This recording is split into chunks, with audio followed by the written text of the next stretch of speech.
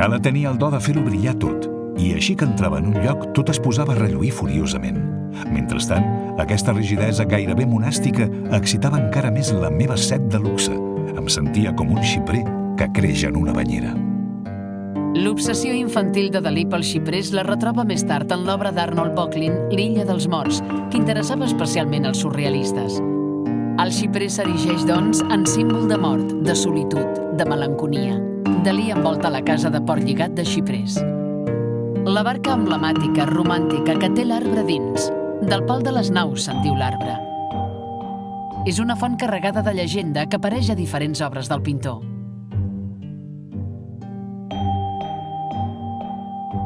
Segons la llegenda, els bessons Càstor i Pòl·lux, fills de Leda, també coneguts com els Dioscurs, van participar en l'expedició dels argonautes.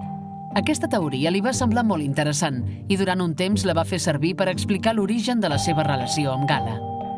Jo pilotant la barca de la nostra vida i ella subjectant el timó.